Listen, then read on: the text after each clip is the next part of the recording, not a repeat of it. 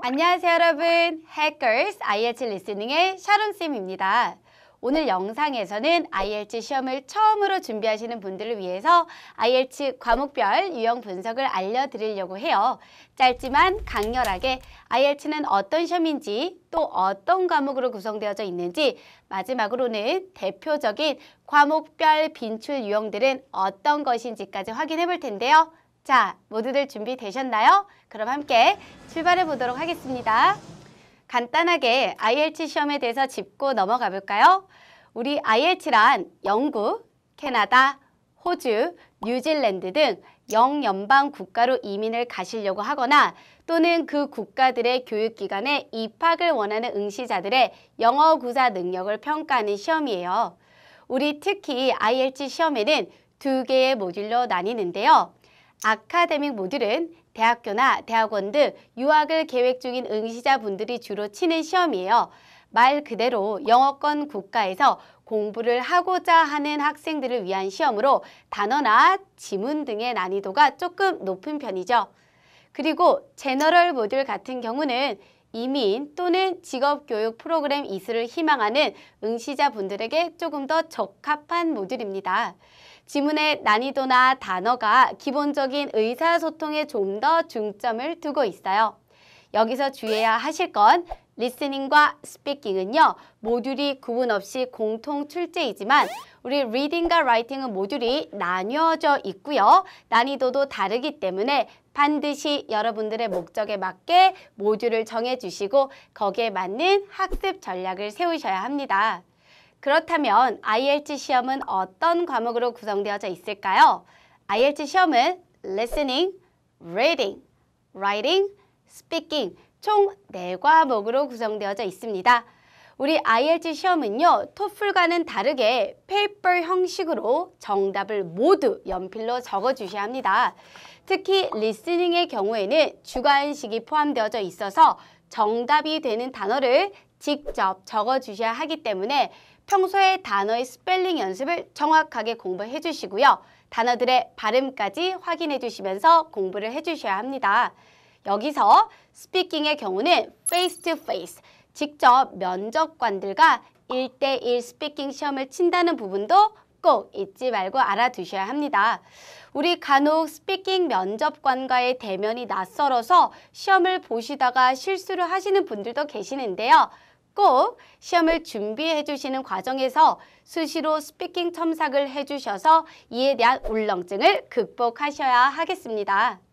여기까지 정말 간단하게 IELTS는 어떤 시험인지 또 어떤 과목으로 구성되어져 있는지 확인해 보았는데요. 이제 대표적인 과목별 빈출 유형에 대해서 알아보도록 하겠습니다.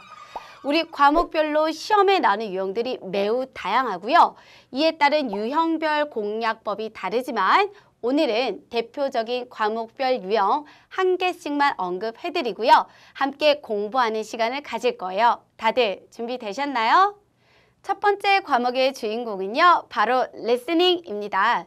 오늘 제가 소개해드릴 유형은 completion이라는 유형인데요. 말 그대로 빈칸을 채우는 유형입니다.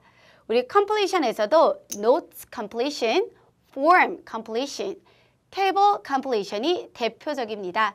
이러한 completion 문제는 음원을 들어주시면서요, 빈칸에 정답이 되는 부분을 직접 적어주시는 유형입니다.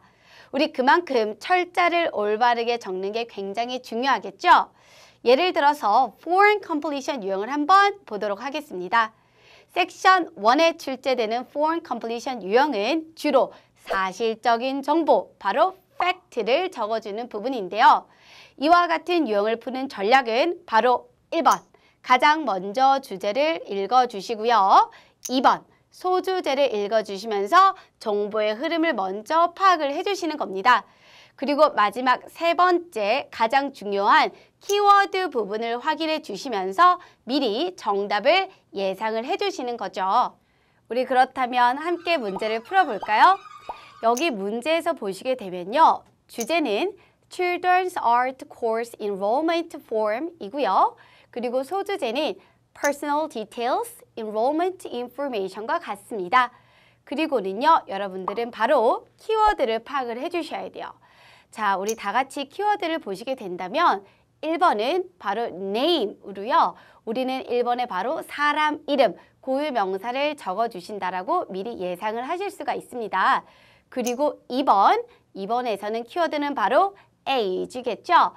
그렇기 때문에 2번은 아하, 숫자를 적어야 되겠구나 라고 예상을 해주시면 되고요.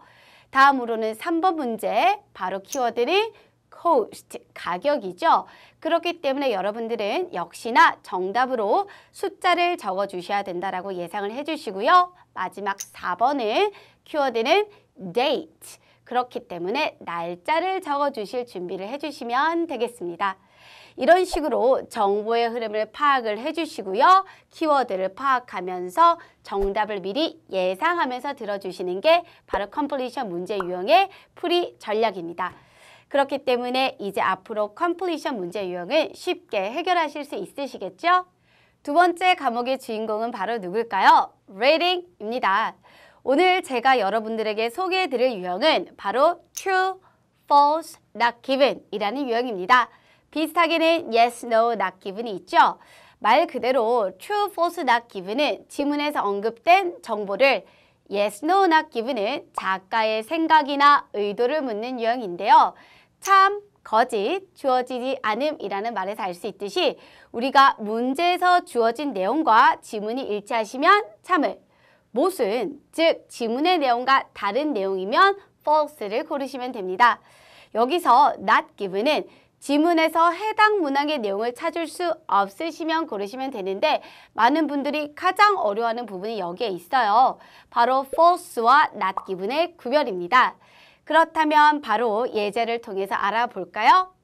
예를 들어서 지문에서는 M사의 제품은 청소년에게 인기가 높다. 그리고 질문에서는 M사의 청소년 대상 판매는 매우 저조하다. 지문과 질문을 읽어보았을 때 여러분들이 생각하는 정답은 무엇일까요? false일까요? not given일까요? 우리 false로 생각하신 분들을 보시면 M사의 제품이 청소년에게 인기가 높으니까 판매도 가장 높을 거야 라고 단순 추론에 근거했을 거예요. 하지만 지문에서는 제품과 인기와의 관계만 이야기를 하고 있고요. 질문에서처럼 제품과 판매와의 관계는 찾을 수가 없습니다. 따라서 정답은 not given을 선택해 주셔야 하겠습니다. 우리 yes, no, not given도 같은 원리로 푸시면 되겠죠? 그렇다면 이제 세 번째 과목 writing을 살펴볼까요? writing의 경우는 모듈별로 태스크 1의 주제가 달라집니다. 제너럴 모듈에서는 20분 동안 태스크 1에서 편지 작성의 유형의 글을 쓰게 될 것이고요. 아카데믹 모듈에서는 차트를 분석하는 유형의 글을 쓰게 되실 거예요. 특히 태스크 2는요. 모듈의 구분 없이 40분 동안 에세이를 작성해 주시면 되는데 agree, disagree, cause and solution, advantage and disadvantage와 같은 유형의 에세이를 작성해 주시면 됩니다. 라이팅의 경우는 우리 시간이 너무 촉박한 관계로 간단하게 학습법을 설명해 드릴게요. 첫 번째, 1단계, 여러분들은 고급적인 문장 구사력을 연습을 해주셔야 합니다. 알고 있는 문법도 완전한 문장으로 직접 써보셔야 해요. 한글 문장을 영어 문장으로 써봄으로써 언어의 구조적인 차이를 파악을 해주셔야 합니다. 그리고 자주 하시는 문법 실수들을 분석을 해주시고요. 없애주셔야 해요. 그리고 2단계, 유형별 논리를 이해를 해주셔야 합니다. 흐름을 유지를 해주셔야지 전달력 있는 글이 완성이 됩니다. 무조건적으로 글만 많이 쓴다고 해서 점수가 오르지는 않습니다. 모범 답안, 아이디어들을 통해서 전달력 있는 글을 작성할 수 있는 눈을 키워야 하는 것이죠. 그리고 3단계, 바로 주제별로 아이디어를 정리를 해주셔야 합니다. 다양한 주제별 아이디어를 정리하고 계셔야지만 어떤 주제가 나와도 우리 쓸말이 있게 되겠죠? 시험장에서는 어떤 주제가 나올지 모르기 때문에 여러분들은 여러 주제에 대비할 수 있는 다양한 아이디어를 체계적으로 정리해 주시는 게 굉장히 중요합니다. 그리고 4단계, 바로 아이디어를 직접 적용하는 훈련을 해주셔야 합니다. 주제별로 아이디어를 정리를 해주셨다면 이제는 본격적으로 전략적으로 접근을 하여서 아이디어를 적용하는 훈련을 해주셔야 합니다. 특히나 막연히 쓰고 끝내기보다는 개별 첨삭을 통해서 부족한 부분을 메꿔 나가셔야지만 우리 라이팅 점수를 확보하실 수 있으실 거예요. 다들 아셨나요? 마지막 과목 스피킹을 살펴볼까요? 제가 오늘 소개해드릴 유형은 스피킹에서 가장 기본적인 Part 1입니다. 특히나 Part 1에서는 일상적이고 친숙한 주제의 질문을 받게 될 텐데요. 예를 한번 들어보도록 하겠습니다. 예를 들어서 What's your name? 이라는 질문에는요. 단순하게 My name is 소연 보다는 Hi, my name is 소연 But you can just call me Sharon, which is my English name. 또는요. What do you do for a living? 이라는 질문에는요. 단순하게 I'm a teacher 보다는 Well, I'm a teacher. I teach English to students at a well-known academy called Hackers와 같은 답변을 해주시면 되겠습니다. 특히나 말을 시작할 때는 well과 같은 추임새를 넣어주신다면 조금 더 자연스러운 대화를 하실 수 있으시겠죠? 이렇게 오늘 영상에서는 IELTS 시험에 대한 전반적인 이해를 돕고요. 과목별로 대표적인 문제 유형들을 뽑아서 설명을 해드리고 풀이 전략까지 한번 살펴봤습니다. 제가 알려드린 방법으로 꼭 오늘 배운 유형은 우리 모두 틀리지 말자고요. 다들 아시겠죠?